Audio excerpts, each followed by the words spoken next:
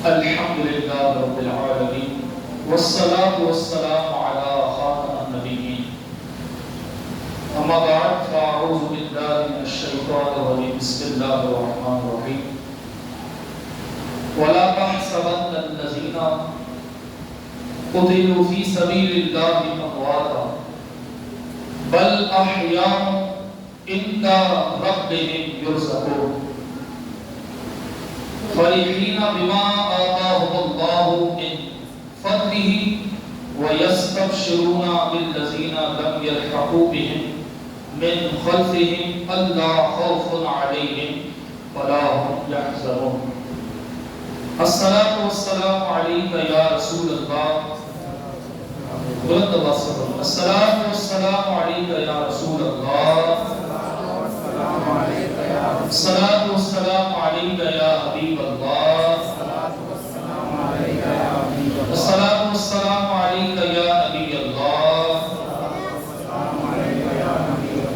وعلى آلك وأصحابك يا نور الله نويت سنة الاعتكاف اللہ پاک کے آخری نبی مکی مدنی صلی اللہ علیہ وسلم نے ارشاد فرمایا اے لوگوں مجھ پر کثرت سے درود پاک پڑھو بے شک تمہارا مجھ پر درود پاک پڑھنا کل بروز قیامت تمہارے لیے نور ہوگا صلو علی الحبیب صلی اللہ علیہ محمد صلی اللہ علیہ وسلم صلاۃ و سلام علیک یا سیدی یا رسول اللہ 10 محرم الحرام یہ یوم عاشورہ اس کو کہتے ہیں 10 محرم الحرام کو حضرت امام حسین رضی اللہ تعالی عنہ کو ظلماً شہید کیا گیا حضرت امام حسین رضی اللہ تعالی عنہ کہ جو دین کو بچانے کے لیے اور یزید کے ظلم و ستم سے وہاں کے لوگوں کو بچانے کے لیے اپنے گھر سے نکلے اور یہ یاد رکھیں کہ حضرت امام حسین رضی اللہ تعالی عنہ جنگ کے ارادے سے اپنے گھر سے نہیں نکلے تھے کیونکہ جنگ میں جب بندہ جاتا ہے تو نہ ہی اپنی بیویوں کو لے کر جاتا ہے نہ ہی اپنے چھوٹے بچوں کو لے کر جاتا ہے حضرت امام حسین رضی اللہ تعالی عنہ جو تھے وہ کوفیوں کے خطوط پر وہاں پر پہنچنے والے تھے بہرحال یہ طویل گفتگو ہے آج کا جو موضوع ہے وہ ہے مقام شہادت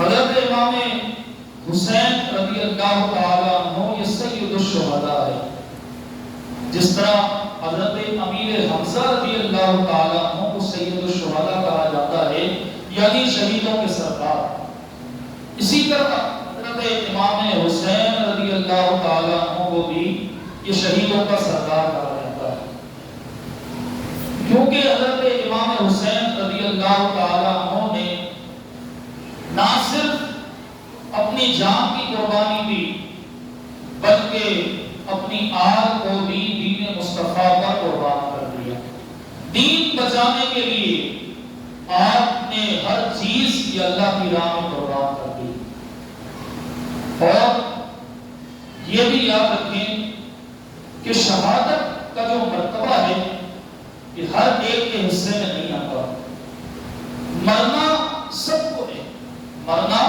یہ سب کو ہے لیکن شہادت جو ہے اللہ اپنے خاص بندوں کو عطا فرماتا ہے یہ چن لیتا ہے اللہ تبارک و تعالی خاص لوگوں کو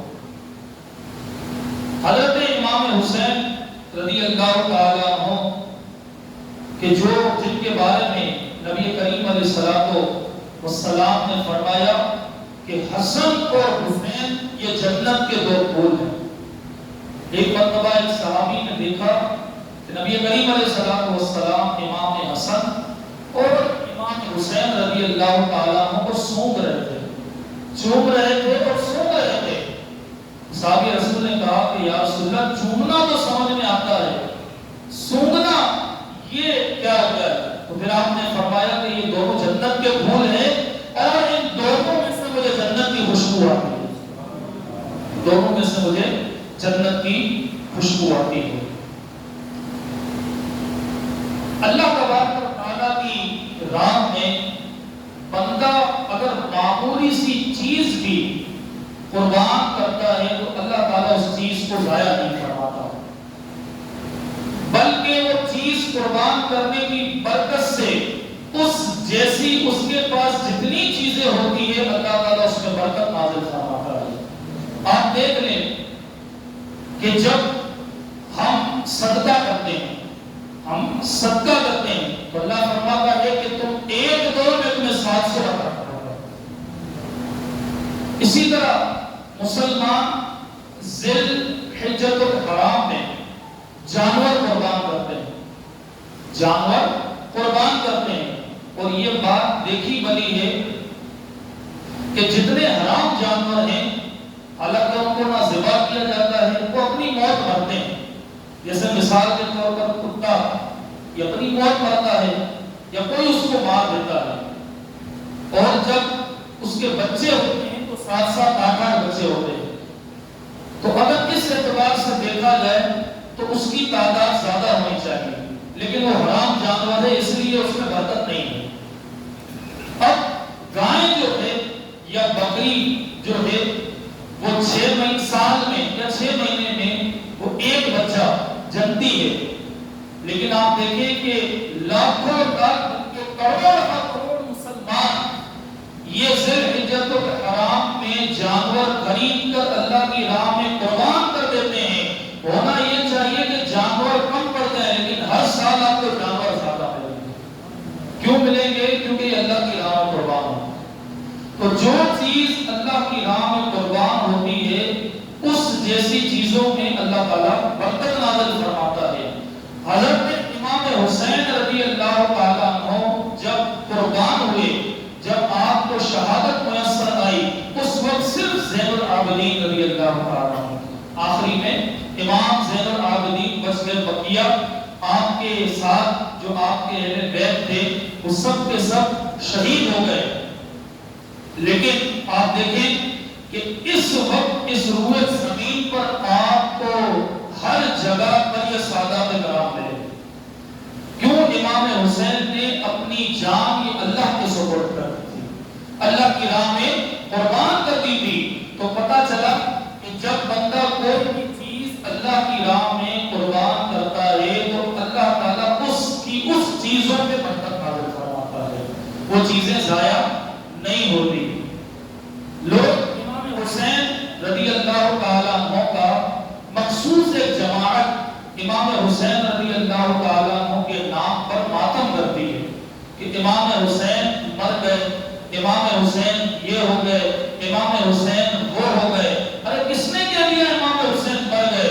حسین کب بھی زندہ تھا، حسین آج بھی زندہ ہے، اور یہ قرآن کا فیصلہ ہے۔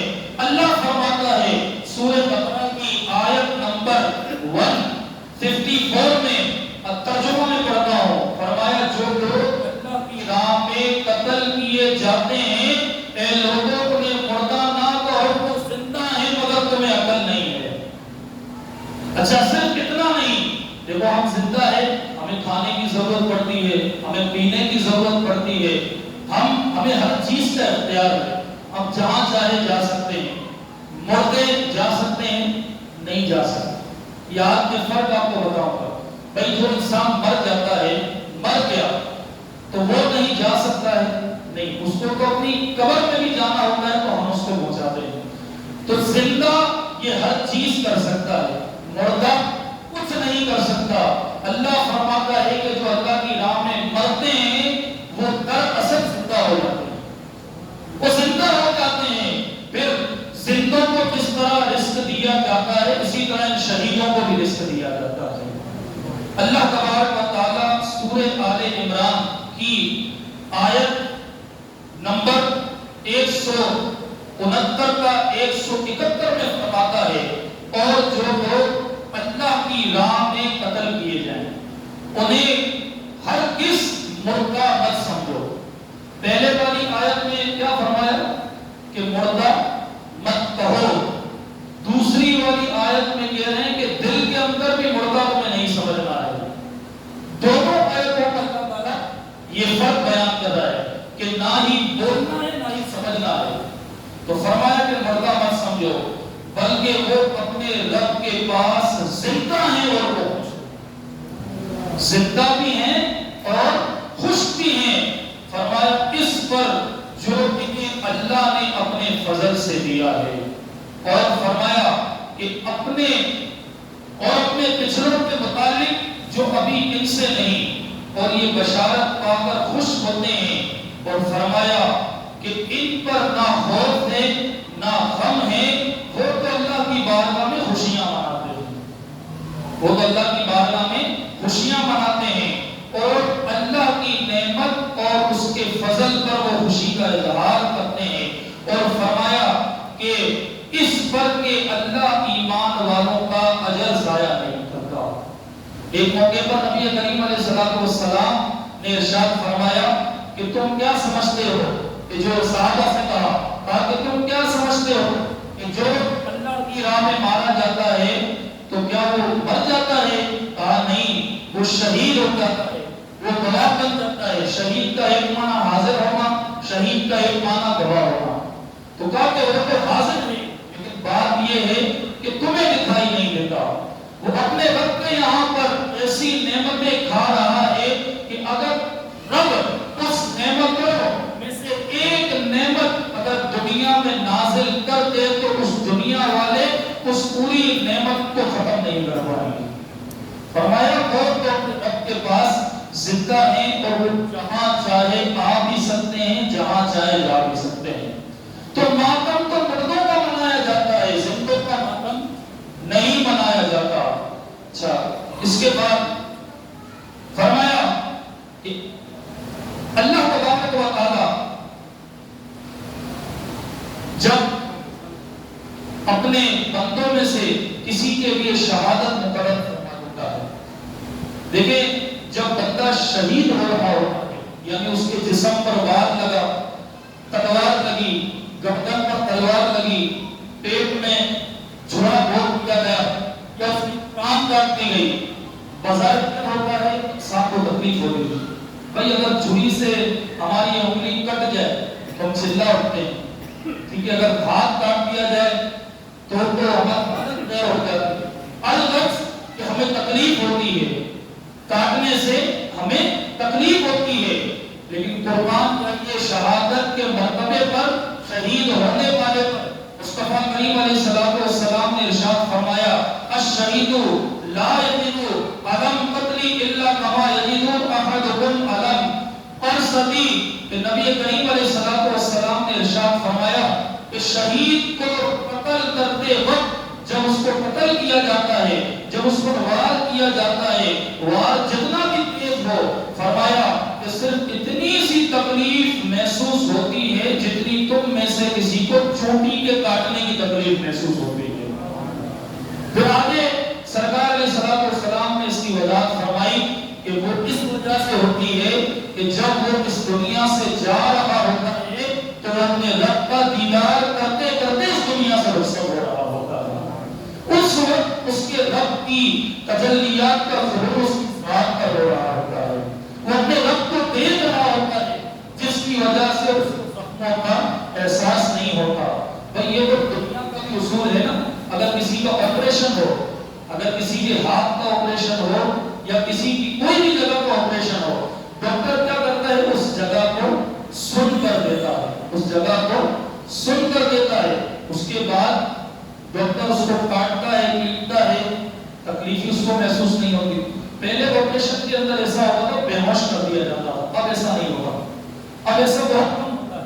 اب کیا ہوتا ہے کہ اس جگہ کو سن کر دیا جاتا ہے۔ اب جس کا آپریشن ہوتا ہے وہ جاگ رہا ہوتا ہے، آپریشن جس کا ہوتا ہے وہ جاگ رہا ہوتا ہے، تو وہ ساری چیزیں دیکھ رہا ہوتا ہے۔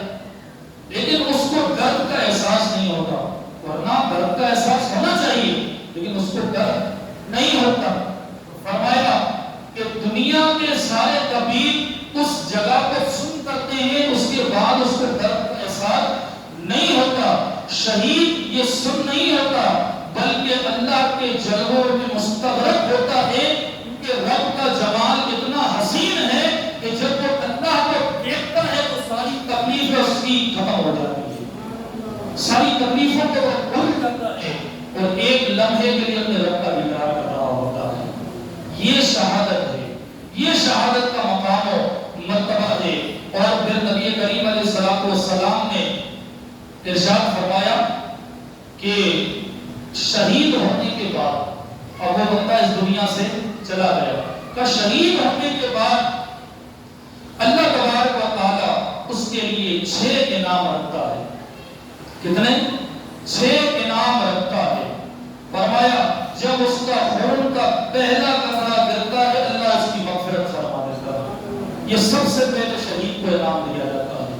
اس کے بعد فرمایا کہ اس کا ٹھکانہ کل قیامت کے دن یہ فوراً جنت میں ہوتا ہے، یعنی اس کا ٹھکانہ جنت ہوتا ہے، اور جب وہ انتقال کر رہا ہوتا ہے اس کو جنت کے اندر ٹھکانہ دکھا دیا جاتا ہے۔ پھر فرمایا کہ بڑی گھبراہٹ سے قیامت کے دن وہ امن میں رہے گا، اور فرمایا کہ اس کے سر پر وقار کا ایسا تاج رکھا جائے گا جس سے یاقوت دنیا اور دنیا کی تمام چیزوں سے بہتر ہوگا۔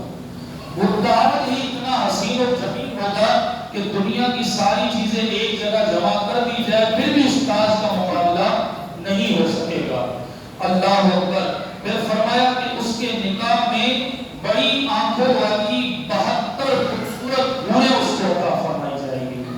اور آخری میں نبی کریم علیہ السلام نے فرمایا کہ اس کے عزیزوں میں سے 70 افراد کے لیے اس کی شفاعت کی جائے گی، یعنی 70 ایسے افراد کہ جن پر جہنم واجب ہو چکی ہوگی، یعنی ان کے رشتہ داروں کا ٹھکانہ جہنم ہوگا، لیکن یہ شہید اللہ کی بارگاہ میں کہے گا کہ یا اللہ خدا میرے رشتہ دار کو جنت میں ڈال دے، اللہ فرشتوں سے کہے گا نکالو اس کو جنت میں ڈال دو، تو کہا کہ ایسے 70 رشتہ داروں کی وہ جہنم سے نکال کر یہ جنت میں پہنچا دے گا۔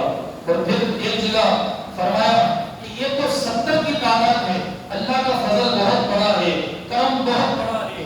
اللہ نے اگر قیامت والے دن یہ شہیدوں سے کہہ دیا کہ جتنوں کو نکال سکتے ہو نکالو، تو علماء فرماتے ہیں کہ جہنم کے اندر ایک مسلمان بھی باقی نہیں رہے گا، سب کے سب یہ جنت کے اندر چلے جائیں گے۔ جہنم میں ایک مسلمان بھی باقی نہیں رہے گا، سب کے سب یہ جنت میں چلے جائیں گے۔ تو یہ شہادت کا مقام و مرتبہ ہے۔ اللہ اکبر۔ حضرت امام حسین رضی اللہ تعالیٰ عنہ کو اللہ تبارک و تعالیٰ نے کمال کی شہادت یہ عطا فرمائی ہے۔ رہتی دنیا تک یہ شاید کوئی ایسا بندہ ہوگا کہ جو اس طرح شہید ہوگا، رہتی دنیا تک شاید کسی کے مقدر میں ایسی شہادت آئے کی بھی تو بھی امام حسین کے ساتھ اس کا مقابلہ نہیں ہو سکتا، کیونکہ آپ کی شہادت کے لیے اتنا ہی کافی ہے کہ آپ ایک تو نواسہ رسول ہیں، دوسرا آپ جو ہیں وہ اللہ کی راہ میں دین بچانے کے لیے آپ قربان ہوئے ہیں۔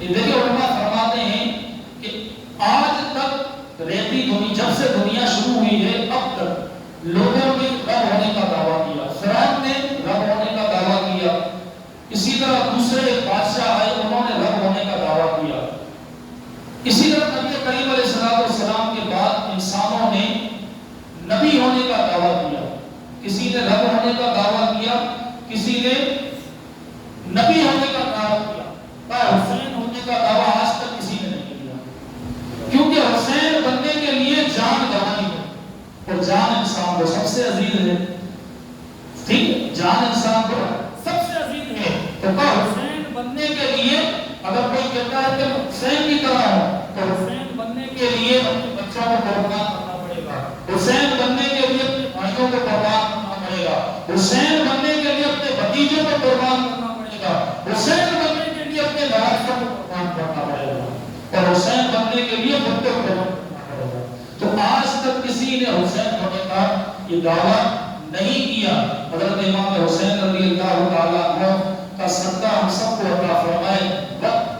باتیں تو بہت ساری ہیں، اللہ تبارک و تعالیٰ جتنی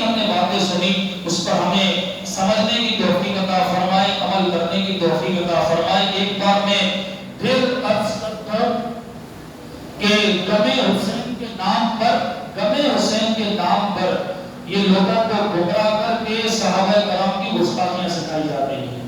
کہتے ہیں کہ بھئی وہ صحابہ کرام امام حسین کے ساتھ جنگ میں کیوں نہیں گئے تھے؟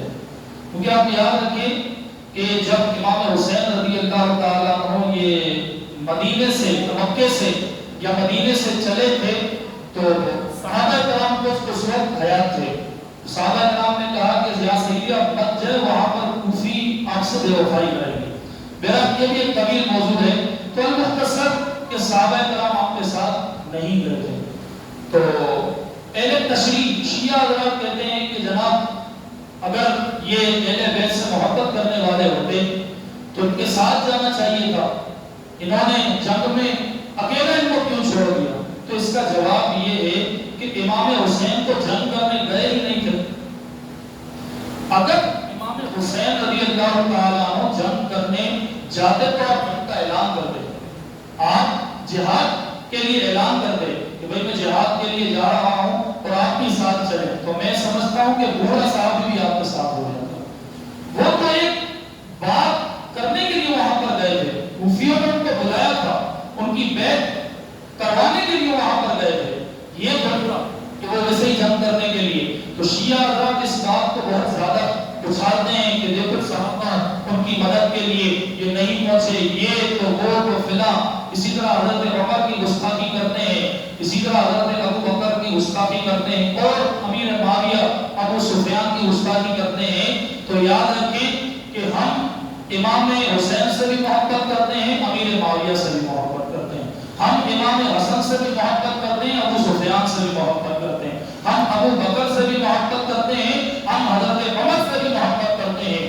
جو غم حسین کے نام پر صحابہ کی گستاخی کرے ایسے لوگوں کو پکڑ کر کچرا پانی کے اندر ڈال دینا چاہیے، بلکہ اگر کوئی آگ تو اس کے اندر ڈال دینا چاہیے. ہمارا ایسے لوگوں سے کوئی تعلق نہیں ہے. اور اگر ایسے لوگ آ جائیں تو خدا کے لیے ان سے دور بھاگیں، کیونکہ ایسے لوگوں کی صحبت بھی یہ بری ہے اور ایسے لوگوں کا اثر بھی یہ برا ہے اور ان کی نبوت آپ کی زندگی پر بڑھ سکتی ہے، آپ کے کاروبار پر بڑھ سکتی ہے. کہ جو صحابہ کا گستاخ ہے اس سے ہم کیا لینا دینا. اسی طرح کچھ لوگ یزید کی حمایت کرتے ہیں، کچھ لوگ یزید کی حمایت کرتے ہیں کہ بھئی یزید ایسا تھا تو یزید کا کوئی قصور نہیں تھا. تو بھئی یزید کا کوئی قصور نہیں تھا تو آپ اپنے بچوں کے نام یزیدوں کو رکھو نا. ہمت ہے تو یزید نام رکھ کر بتاؤ. اتنی ہمت تم کہاں سے لاؤ؟ نہیں مسئلہ نہیں بھائی، نام رکھتے بتاؤ. نام بھی نہیں رکھیں گے کیونکہ ان کو پتا ہے کہ یزید کے کام برے تھے، اور جس کے کام برے ہوں اس کے نام پر نام رکھ کے ہم کیا کریں گے. تو میرا ایک طبقہ ایسا ہے کہ جو صحابہ کا یعنی کہ صحابہ کا دفاع کرتے کرتے بیعت کی گستاخی کرتا ہے. ایک طبقہ ایسا ہے، ایک جماعت ایسی ہے کہ جو بیعت کا دفاع کرتے کرتے صحابہ کی گستاخی کرتے ہیں. تو نہ ہی ہم اہل بیت کی گستاخی کرتے ہیں، نہ ہی ہم صحابہ کی گستاخی کرتے ہیں، بلکہ ہم دونوں کا دامن پکڑ کر انشاءاللہ جنت میں داخل ہو جائیں گے. دونوں کا دامن پکڑ کے ہم صحابہ کے بھی غلام ہیں، اہل بیت کے بھی غلام ہیں. صحابہ یہ ستاروں کی مانند ہے. حضور نے فرمایا نا کہ صحابہ ستاروں کی مانند ہے اور میرے اہل بیت یہ کشتی کی مانند ہے. اسی طرح کشتی کے بغیر اگر ستارے نہ ہو تو بندہ رستہ بھٹک جائے گا، یعنی روشنی نہ ہو تو بندہ رستہ کیسے بھول جائے گا؟ نہیں کرے گا، اپنی جس جگہ ہوگا وہیں رکا رہے گا. اور اسی طرح ستارے تو موجود ہو لیکن کشتی نہ ہو پھر بھی ڈوب جائے گا بندہ.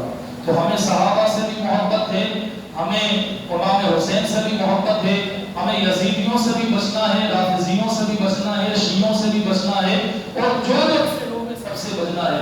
نہ ان کی مجلس میں جانا ہے، نہ ان کی جو نیازیں کھانی ہے، نہ ہی ان کے لنگر کھانے ہیں، نہ ہی ان کے ساتھ کوئی تعلق رکھنا ہے. اچھا ایک اور بات بتا کروں، میں جملے میں وہ بات بھول گیا تھا، اللہ میری اس بھول کو معاف فرمائے کہ دوبارہ میں یہ بات کر رہا ہوں کہ ہر نیاز کرنے والا شیعہ نہیں ہے، ہر نیاز کرنے والا شیعہ نہیں ہے. کیونکہ پھر جب ہم کل جو سنی حضرات تھے وہ جب نیاز کریں گے تو پھر ایک طبقہ اٹھے گا اور کہے گا دیکھو یہ لوگ شیعہ ہیں، دیکھو یہ امام حسین کے نام کی نیازیں بانٹ ہیں تو یہ شیعہ ہے، تو یہ وہ ہے. تو ہر نیاز کرنے والا شیعہ نہیں، ہم تو کم از کم شیعہ نہیں. بھائی ہم آپ نیاز کریں امام حسین کی مثال ثواب کے لیے، بلکہ میں تو سب کو کہتا ہوں سب کریں. اللہ کرے کل کی کوئی ایسی ترتیب بن جائے کہ یہاں پر ہم شربت کا اہتمام کر لیں. اگر کسی کا ذہن بنتا ہے تو فیض محمد بھائی کو رقم جمع کروا دے تو کل امام حسین کا یہاں پر شربت کا لنگر ہوگا. تو ہم وہ دن سبیلے لگا کر کالے کپڑے پہن کر اور 10 انگوٹھیاں چڑھا کر اور ان کے پیروں میں چپل نہیں ہے بنگیوں جیسی حالت بنا کر شربتیں بانٹ رہے ہیں. ہم وہ نہیں ہیں، بلکہ ہم پاکیزہ طریقے سے اور جو شریعت کے دائرے میں رہ کر نیاز بانٹنے کا طریقہ ہے، ہم سنی حضرات ایسے نیاز بانٹتے ہیں. تو اگر کسی کے بارے میں پتا ہے کہ یہ شیعہ ایک کنفرم شیعہ ہے تو اس کے گھر کا آپ کو کچھ نہیں کھانا. اس کو منہ پر منع کر دو بھائی یہ نیاز تم رکھو، بلکہ یہ کھانا تم رکھو نہیں. اس کو نیاز کہنا بھی بے ادبی ہے.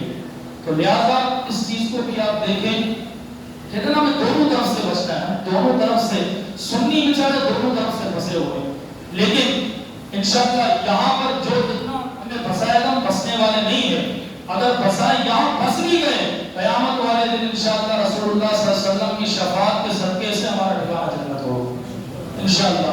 اللہ تعالیٰ سے دعا کرتے ہیں جو کچھ سنا ہے صحیح یاد رکھنے اس پر عمل کرنے کی توفیق عطا فرمائے. ایک بار سورہ فاتحہ اور 3 بار سورہ اخلاص پڑھ کے میرے دل الحمدللہ رب العالمین.